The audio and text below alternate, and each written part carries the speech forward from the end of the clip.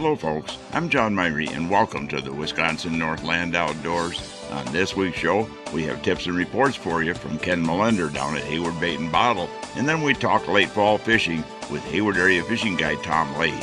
Lots to cover on this week's show, all coming up right after these messages. Find your perfect Can-Am ATV or side-by-side at Hayward Power Sports. The all-new 2023 Can-Am Outlander ATVs were redesigned with the rider in mind for unmatched fun and value.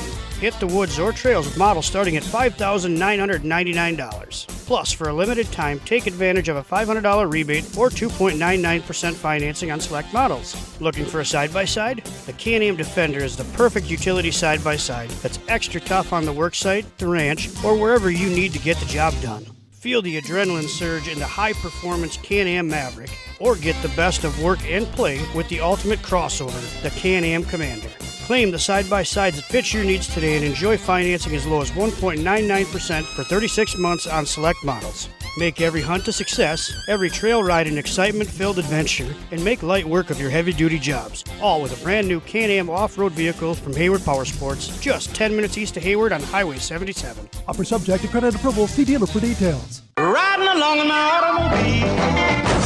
Bumping into things unexpectedly? Make your first choice for collision repair. Ernie's Auto Body, featuring the most advanced collision repair facility in Northwest Wisconsin. With a state-of-the-art spray, bake-down, draft paint booth for that better-than-new finish, laser technology for precision frame alignment, loaner cars available, computerized estimates, written guarantees, and documented unmatched customer service, the clear choice is Ernie's Auto Body, south of Hayward on Highway 63 and Nursery Road, where quality is no accident.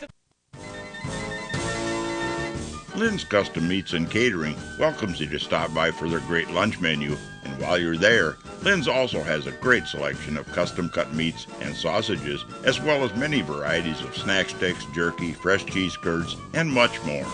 Lynn's is open Mondays through Fridays from 9 to 5:30 and 9 to 4 on Saturdays. Lynn's Custom Meats and Catering in Hayward.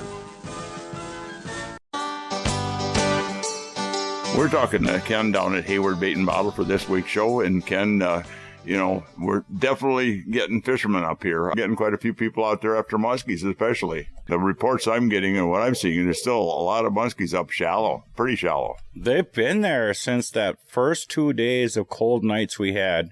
You know, it dropped that surface temp probably 5-6 degrees, and it seemed like all the minnow life, even when it got warmer after that, all the minnow life stayed up there shallow where there was a good oxygen. You bet. And it all depends where the bait is. If you're on a lake, I know one lake I've been fishing where there's just a ton of bait and a ton of small crappies and fish around cribs in structure in 8, 10, 12 feet of water. The muskies are going to be there too. But at a lot of lakes, especially the natural lakes or the weeds and stuff, there's a lot of bait up shallow. That's food, and that's where the fish are going to be all the time. Well, muskies are kind of like people. They prefer a certain habitat. There's going to be still some deep muskies out on the Cisco lakes. They're going to be running around chasing those suspended Ciscos, but there's a lot of them that like the concrete jungle, so they're going to be right in there amongst all the weeds. You bet. I've had good reports of everything from topwater baits and seen some action on topwater baits, twitch minnows, jerk baits, even some bucktail action out there. Yeah, if you could get a, double-bladed bucktail and actually a Zara spook type of bite, like the pose, that should be really good, especially right away in the morning. And let's talk about some other fishing, walleye fishing. Are you hearing much on that at all? Jigging walleye suckers. Some guys are still using plastics. The jerk minnows, and believe it or not, some of the jigging wraps are catching them now too. Yeah, and there's walleyes out in deeper water on some lakes, but there's that walleye shallow in some lakes too, right in the weeds, along the edge of the weeds in 6, 8, 10 feet of water, I'm hearing. Yeah, there's a lot of guys haven't been, giving us the exact pattern that's going on in Pacific lakes, but basically you just have to use your electronics, find out, where the thermocline is, where the bait is, and then, find a point or a contact point where those bait will make contact with. And then this time of year, it's really important to follow the wind too. You bet. Well, we're still a ways away. As we're recording this, I'm looking at 63, 64 degree water on most of the lakes I've been on, surface temperatures. You're still at least probably 5, 6, 7, 8 degrees away from when the lakes usually turn over in the fall, where everything starts to change radically.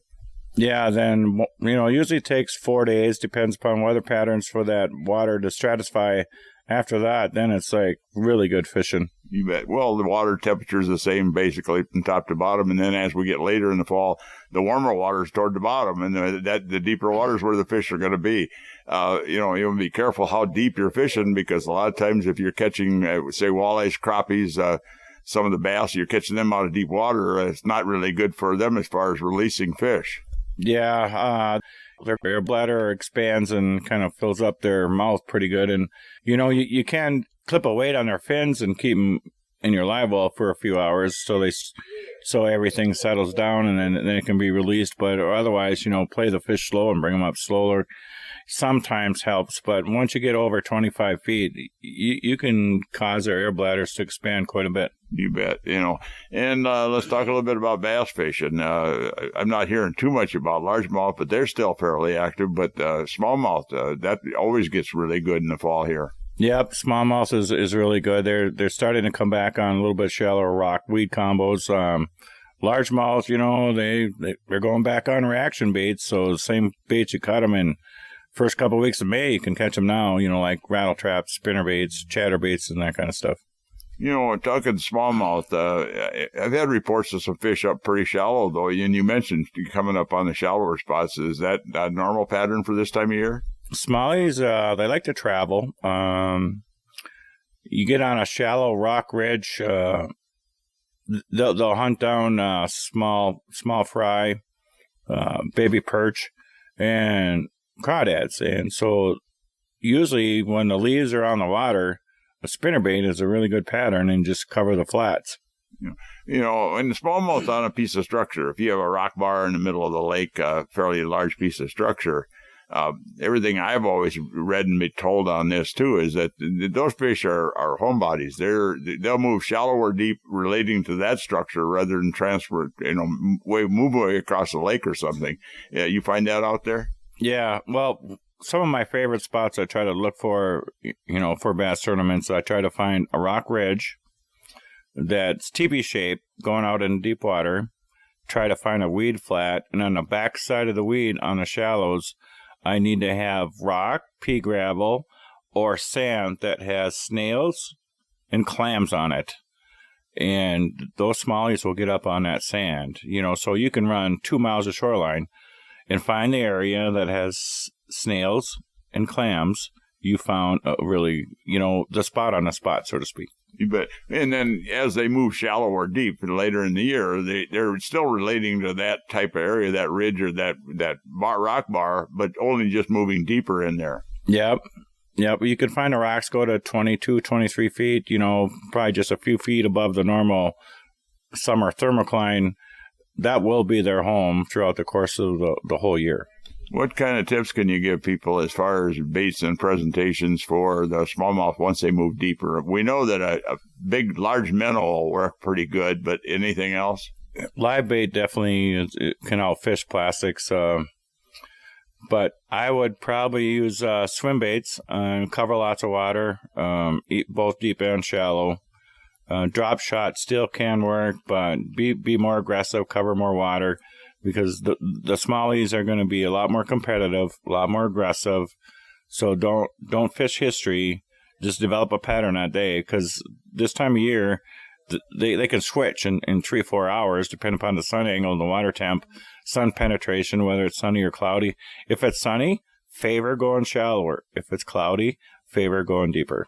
One tip I'll give here, too, is that, if you're fishing live bait for smallmouth, and most smallmouths get released, don't use a single hook. Use a jig if you're putting it on, because a jig keeps, usually hook them in the end of the mouth or out toward the outside of the mouth where, like an octopus hook or a single hook on a live bait, they get way down in their throat, which is not really good for releasing. Yeah, it's best to use a weighted hook and just hook the sucker minnow through the minnow, and that way when it comes in, the fish will try to turn the jig and everything around in its mouth, so you want to hit them as soon as you feel the tick. If you're bobber fishing, once that bobber makes a pop, you want to hit them. Don't let them get time to take the bait and turn it around, because if they turn the bait around, because they always put it head first down their throat, that way, the survival rate is a lot better. You bet. Well, I know you guys got everything here at the shop for anybody that needs equipment, gear, baits, live bait, everything else for fishing for the fall, and you also get it up for the hunting season too and the archery season. Yep. Just a reminder to the listeners that October 5th there is no more baiting in Sawyer County, but that's still not stopping the hunters from getting out there. There's plenty of acorns out there that gives lots of high protein food for the deer and the turkeys and the grouse. So just go sit next to an acorn pile. Yeah, find the acorns. Well, Ken, I want to thank you for taking the time here. All right. Thank you, John. Well, folks, we need to take a break right now and hear from some of the fine folks that make this show possible every week. And when we come back, we'll be talking fall fishing with Hayward Area Fishing Guide Tom Leahy. So stay tuned. We'll be back right after these messages.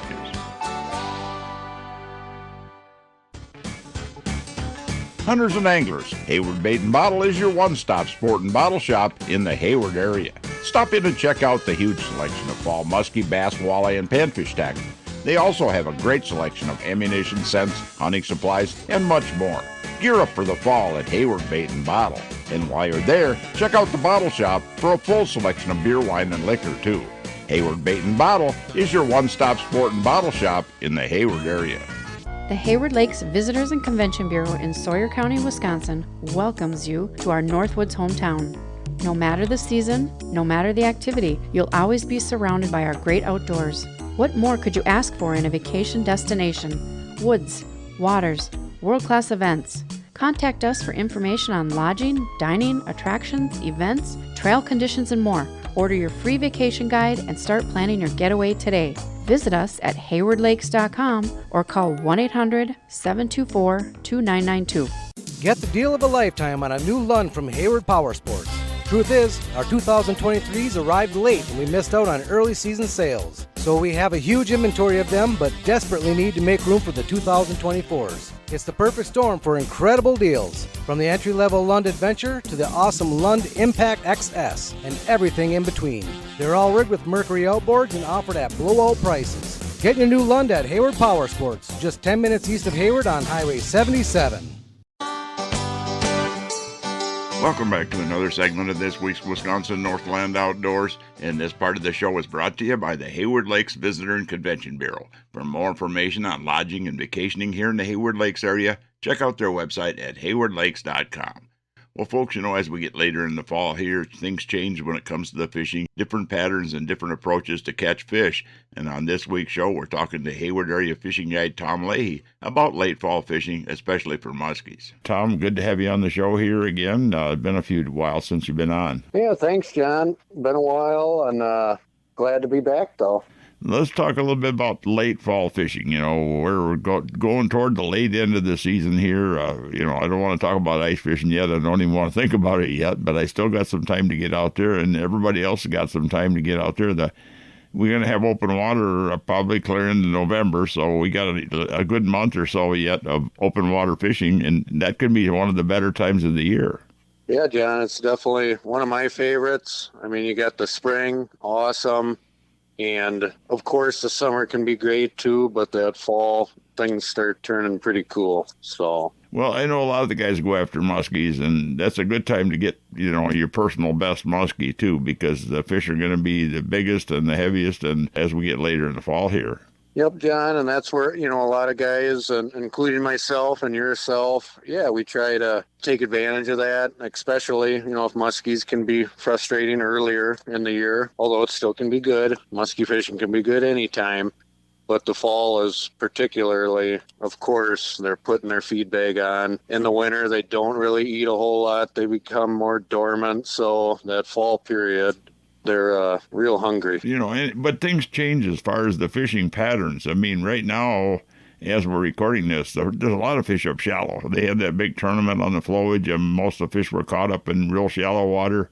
And even after that, the week or so after that, I'm still getting reports and seeing some fish myself up in shallow. And there are some fish out deep, though, too.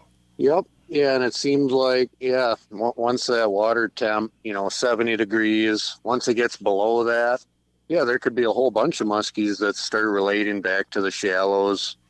And that's they're going in the shallows. They're feeding too. They're usually active fish. whether that's 4 feet of water, 6 foot, or even 2 foot or a foot of water. Yeah, utilizing, top water presentations, shallow running baits, swim baits, stuff like that. It can be very productive. And it was, the past couple muskie guide jobs I had this past week. We had good luck over 3, 4, 5 foot weeds. Caught a real nice tiger muskie on a top water, and another spot. Kind of same thing. It was a channel, and those fish started kind of relating to that channel. Whereas, a month ago, it was too warm. You may have caught a bass or a northern in there, but the fish, they didn't like being in that shallow yet. The other thing, too, is that, we're looking at the lake's going through a turnover process here as we get in first part of October, usually every year. And that's usually when that water temperature drops down into the high 50s and the mid 50s. And that changes everything real quick because the fish seem to stay shallow up until almost then. And then after that, they'll move deeper.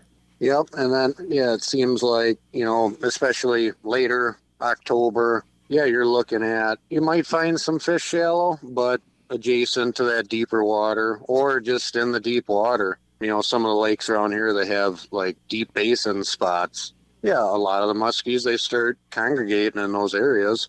So if you're dragging a sucker, doing the sucker thing, those are some good spots to target. And even, let's say, the Chippewa flowage, a lot of guys do the offshore fishing where they plant a sucker out with their boat and then go sit on shore. A lot of times, those guys are related to a narrows, a channel that has deep water, and those muskies are just cruising through it. It's pretty cool, though. Well, the other thing, too, is, when you're in that turnover time, that's when everybody seems to struggle as far as catching fish. And after a turnover, everything kind of settles down.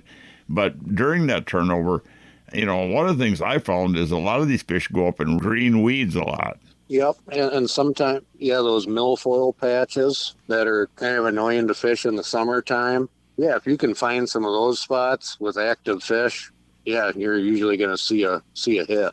Yeah, coontail beds are really good, too, during the turnover. It seems like you find a good green coontail bed, and there'll usually be some fish around that. Yep. Yeah, I know I was fishing, another lake north of Hayward, a big one. And, that one, those fish were kind of shallow, but they weren't necessarily doing, in the real scummy weeds, but they were, the sandy shorelines out from the weeds, and you could actually...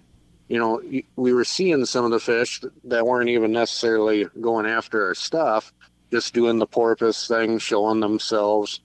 And there's a lot of active fish moving around. So I think, out there we lost a really nice one on a swimming dog, Muskie Innovations, and then got one on a top raider. So... Well, a lot of guys want to fish suckers, and that's a big thing. Suckers are out there. Guys are using the quick strike rigs, catching fish, and it's a very productive way. There's a point, though, it seems like, when the fish just don't want to come up in that upper layer of water, and that's usually after the turnover, and they're down deeper. And I don't know if it's because the water on top is colder than down below or what the deal is, but they don't want to come up. So now you got to get your bait down to the fish, and it's pretty easy with a sucker. You can drop it down, but as far as getting your lures down there, a lot of guys are starting to use more like things like fuzzy doesits and bondy baits and jigging type lures, or taking some of the big rubber baits and counting them down and fishing them over the top of cribs and deeper structure like that. Yep, and it's always nice, John, too, if you're setting a sucker off the side of the boat, let's say in a rod holder, not even doing a bobber necessarily. What I like to use is my musky reel has a counter on it. So I can go cruising 30 feet of water and drop that thing halfway down or more towards the bottom. And I'm not guessing where the sucker is, which is nice. And kind of the same with that slip bobber. Instead of using a big foamy, the big foam ball bobber, which is, good for shallow stuff. Use a big old slip bobber, of course, one that can hold up at least a medium or medium large sucker. But again, you can fish certain depths with that. And then the other thing, besides doing some jigging with artificial baits like you were talking about, there are some rigs out there with a big jig head. And, and a length of wire and a hook, and you can actually put a live sucker on that, put a couple rubber core weights on that, and drop that down and just let it swim around. You're almost jigging with live bait. That can be really productive too. Well, folks, we need to take yet another break and hear from even more of the fine sponsors that bring their show to you every week. When we come back, we'll have the second part of that talk we had with Hayward Area Fishing Guide Tom Leahy. So stay tuned. We'll be back right after these messages. Hey folks, come on over to Hayward Ace Hardware and check out the area's largest selection of firearms, ammo, and accessories. We carry top brands like Browning and Sig Sauer, and we have a great selection of the newest and hard-to-find models. We've got a large selection of ammo with more coming in daily. If you need a scope, we carry great brands like Leupold, Hawk, and EOTech, and we'll even mount it and bore-sight it for you too. We even sell suppressors and silencers. And don't forget to check out our Guns of the Week. Huge discounts on a variety of pistols, rifles, and shotguns that change every week. So stop on in to Hayward Ace Hardware, your firearms superstore. Hayward Ace Hardware, Highway 63 North in Hayward, or give us a call at 715-634-8700. Hey folks, the Log Cabin Store in Northwoods Beach on Highway K between the Big Lakes has groceries, ice, beer, liquor, and pop, and now has all new tackle and bait supplies. All current antiques and household items are now on sale, and all must go to make room for the sport shop. That's at the Log Cabin Store in Northwoods Beach between the Big Lakes. Hayward Animal Hospital is a full-service medical and surgical hospital featuring on-site laboratory, digital and dental x-ray, in-house pharmacy, and online store. Dr. Ostrander has 40 years of experience dealing with illnesses, injuries, surgery, and dentistry. Hayward Animal Hospital offers urgent care appointments and emergency surgery daily. Please call early in the day for these appointments. They open at 8 a.m. Hayward Animal Hospital is located 1 mile east of Hayward on Highway B. Call 715-634-8971. If you'd like to have your time fishing be more enjoyable and productive, hiring a fishing guide can be a good investment. Whether it's learning more about fish patterns throughout the year, learning how to use your depth finder to find the best spots and fish, learn how to use that GPS to get the most out of it, or learn better boat control. A day on the water with a guide can really help you to be a better angler, as well as make a day on the lake very enjoyable. To book a guide trip this year or get more information, you can find us on the internet at www.wiscnorthlandoutdoors.com, and then just click on Area Guides. Welcome back to the last segment of this week's Wisconsin Northland Outdoors. And folks, we're going to jump right back into the second part of that talk on late fall fishing with Hayward Area Fishing Guide Tom Leahy. Well, and trolling is an option too when you get to late fall. Over in Minnesota, for instance, years ago, they didn't even fish suckers over there. Guys went out after muskies. It seemed like most of them were just trolling. And up in Canada, too, they're trolling. And you get baits that kind of get down in that area where the fish are being trolling. They'll take a trolled bait even in that late fall. Yes, and that part of that is, too, just covering water. And a lot of guys they're trolling too, because it gets to a point, let's say it's snowing 4 inches in your boat, accumulating while you're fishing. It's hard on the hands casting all day, hence the suckers, or hence incorporating trolling into it. It's just a totally different season. So You bet. Well, I've been there, done that. I mean, I think the biggest muskie I ever caught was that fish over 40 pounds, and it was snowed 6 inches that day. We had to shovel sand off the bottom of the lake onto the boat ramp to get enough traction to pull the boat out. So that's, I guess, hardcore fishing, if you want to call it that. But it's always hardcore if you're muskie fishing and you're bringing like a bucket of sand or cat litter or whatever, just so you get traction to pull your boat out when you're done. So, well, not just muskie fishing, though. The walleye fishing and the crappie fishing can be pretty good all the way up until the end of the season here, the end of the open water season. Yep, and I've been doing some of that too, primarily on the Chippewa flowage. And some days I'll do muskie fishing in the morning,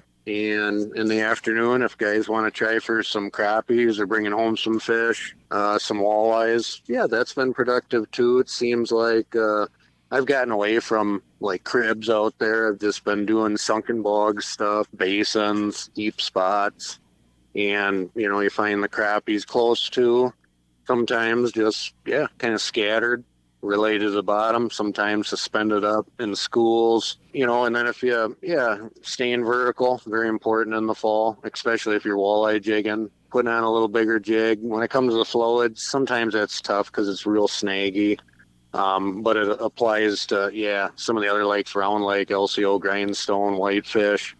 Doing that vertical presentation, bulking up your jig, jigging with walleye suckers instead of just doing the fathead thing or a entire crawler, making that might target some bigger walleyes. So one of the things I started doing late in the fall too is fishing a lot more drop shot rigs with sucker minnows on it. That seems to be very productive, and you can keep your hook away from the bottom of the snaggy stuff, and you got these little cylinder type weights. They slide through a lot of that snaggy stuff without hanging up, and it's a very productive way of going after those fish. Yep, and that's a good idea as far as I do a lot of that. And yourself, we do that with leeches and minnows and crawlers, in the spring, in the summer.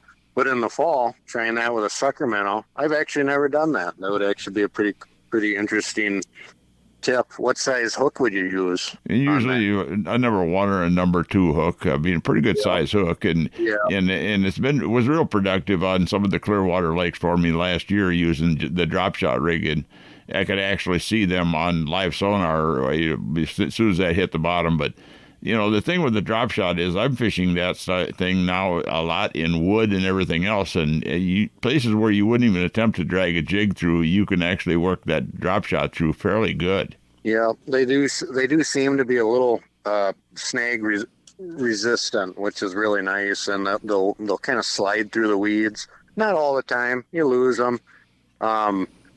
And another thing people always ask me too, because I'll jig with some suckers, on the flowage, and I'm talking walleye size suckers or some of the other lakes in the fall. And it does seem, if guys put on too small of a jig, you almost have to let them suck it in. Otherwise they're just like getting the back part and they don't even get the hook in their mouth. So I think part of that, using a bigger jig, maybe even using a little stinger hook on it, might be helpful too. You could do slip bobbers with sucker minnows as well.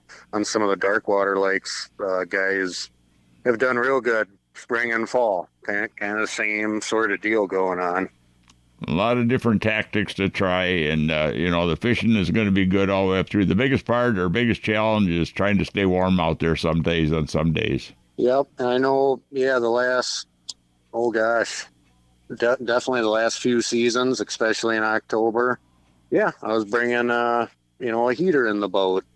One of them sunflower ice fishing heaters. You don't want to start yourself on fire, but it is a nice way to warm up your hands, just as long as it's safe and, you don't melt your boat. So, well, actually, that kind of reminds me of I was fishing with a guide one time, just riding along with him down on the Mississippi River in February.